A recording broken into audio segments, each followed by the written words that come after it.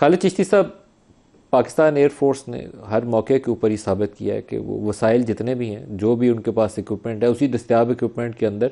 سب سے بہترین کارکردگی رہتی ہے. اور اس والی مارکہ حق کے اندر بھی سب سے زیادہ جو نمایاں چیز تھی، اللہ تعالیٰ نے ہر شعبے میں پاکستان کو کامیاب کیا، لیکن یہ جو فضائیہ نے جہاز مار گرایا، یہ کمال کر دیا. 8-0 آج کا سکور جو ہے اب تو آفیشلی کنفرمڈ 8-0 ہے. پہلے ٹرمپ صاحب کے بیانات کے اوپر ہم ہنستے تھے کہ وہ 7-8 سے 10-11 تک پہنچ گئے، لیکن پاکستان ایئر فورس کی طرف سے آج آفیشیل کنفرمیشن ہے کہ سکور از 8-0. چشتی صاحب،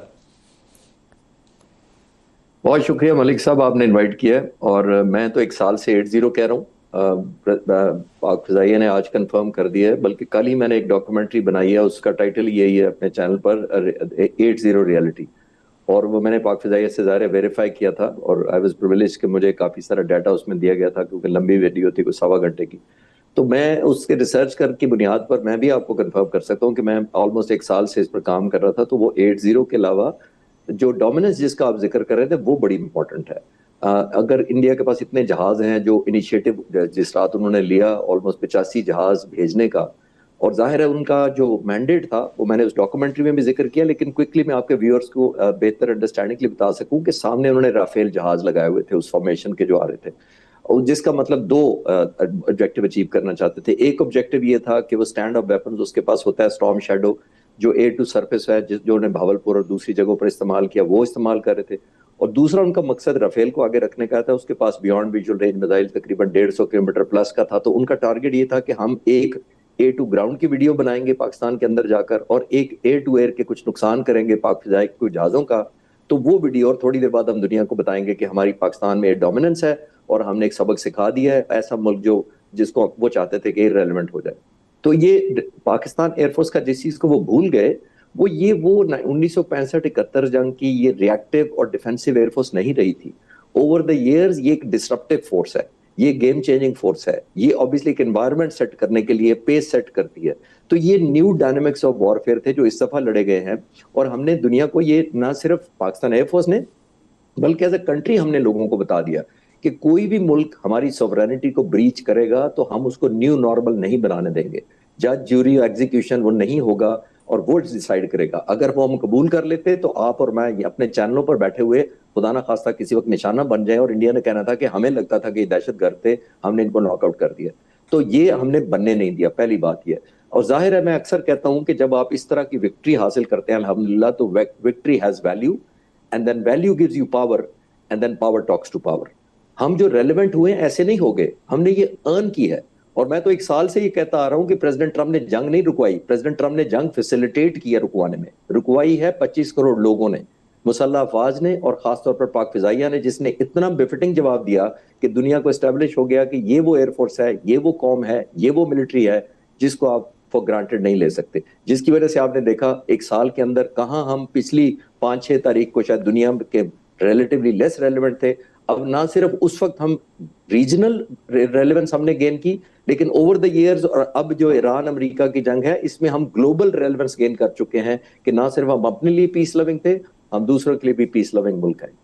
پلوامہ اور پہلگام دونوں فالس فلیگ آپریشن تھے، اور دونوں کا مقصد یہی تھا کہ ان کو بنیاد بنا کر پاکستان کے اوپر حملہ کیا جائے. پہلے واقعے کے اندر ابھی نندن پاکستان میں پکڑا گیا، اور دوسرے واقعے کے اندر وہ 8 جہاز گوا بیٹھے، اور دونوں میں ان کو بعد میں فیس سیونگ بھی نہیں ملی.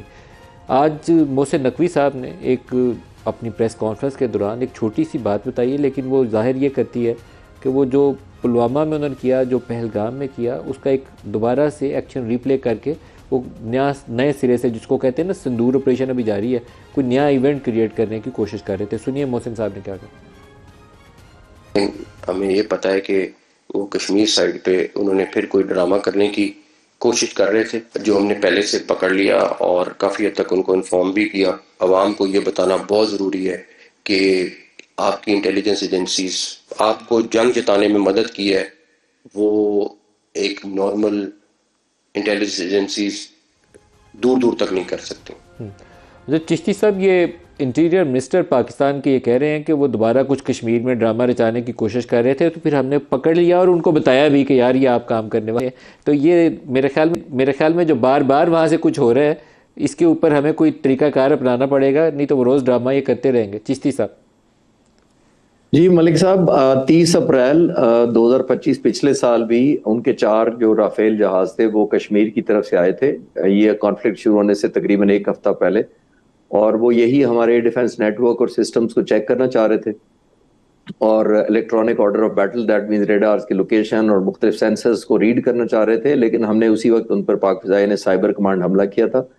ان کی جو کمیونیکیشن نیٹ ورک اور آپس میں جو اویئرنیس تھی، سچویشنل اویئرنیس، اس کو ڈی گریڈ کیا تھا۔ اتنا ایلیمنٹ آف پینک بچا تھا کہ ان کی کمیونیکیشن لاس ہوئی، ان کا کانفیڈنس شیٹر ہوا، ان کی ڈسورینٹیشن اس حد تک ہو گئی تھی کہ ان کو ایک دوسرے کی پوزیشن جاننا مشکل ہو گیا۔ تو اس میں سے رات کے ٹائم پہ یہ مشن کیا گیا تھا، تو 2 جہازوں نے ایمرجنسی لینڈنگ سری نگر پر کی تھی، اور 2 جا کر امبالہ ایئر بیس جو ان کا مین بیس جہاں سے ٹیک آف کیا تھا وہاں جا کے لینڈ کر گئے تھے۔ تو اس کی روشنی میں یہ کہہ سکتا ہوں کہ ہم نے تو ان کو بڑے اشارے دیے، پہلے بھی کیے تھے، اس وقت بھی دیے تھے 1 ہفتہ پہلے بھی کہ آپ نہ کریں، اور وہ سائبر کمانڈ ایک بنیادی طور پر ایک ٹرائل تھا جو ہم نے بھی ٹیسٹ کیا اور انہوں نے بھی دی، لیکن وہ شاید ریڈ کرنا پھر بھول گئے کہ آل آؤٹ وار میں کیا انٹینسٹی ہوگی، اور اس کے بعد دنیا نے دیکھا وہ تاریخ کا حصہ ہے۔ تو آئی تھنک شرارت اور ایلیمنٹ ہے، بہت سارے لوگ جاننا چاہتے ہیں، وہ کہتے ہیں کہ انڈیا سوچ سکتا ہے حملہ کرنے کا، تو میں ہمیشہ کہتا ہوں سوچنے پہ تو کوئی پابندی نہیں ہے۔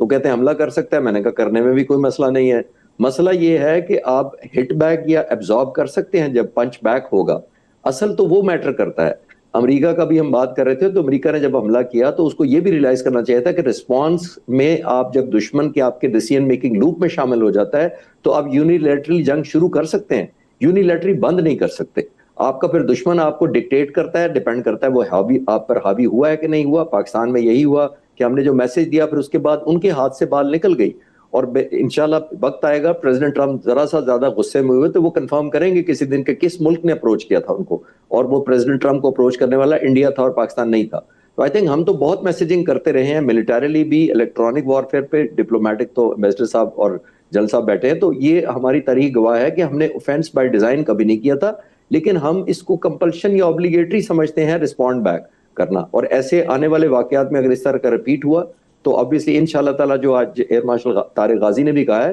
کہ بہت سارے سرپرائزز ہیں۔ obviously میں ایکسیس دیکھ چکا ہوں، ریسنٹلی میں نے دیکھ کر آیا تھا، اور بہت سارے جو ایسے ہیں جو آپ کو پرائیڈ بھی ہوتا ہے، اور سب سے زیادہ پرائیڈ یہ ہوتا ہے ملک صاحب کہ وہ تمام کے تمام ہمارے engineers, technician, scientist, researchers Pakistani ہیں، اور پاکستانی سافٹ ویئر اور Pakistani hard where per dependency ہے۔ ہم کسی سٹیج پر یہ نہیں کرتے کہ ہمارا کوئی اسپیئر پارٹس نہیں دے گا، یا انڈیا نے جیسے کہا رافیل کے کوڈ نہیں دیے ہمیں، اس وجہ سے پرفارمنس ٹھیک نہیں ہوئی۔ تو الحمدللہ انڈیجنائزیشن ہو رہی ہے، سیلف ریلائنس ہو رہی ہے، اور بالکل ٹھیک جیسے ہے آپ نے شروع میں کہا کہ ہم قوم کے باقی جو انسٹیٹیوشن ہیں ان کو بھی ارننگ کر کے کنٹریبیوٹ کر رہے ہیں۔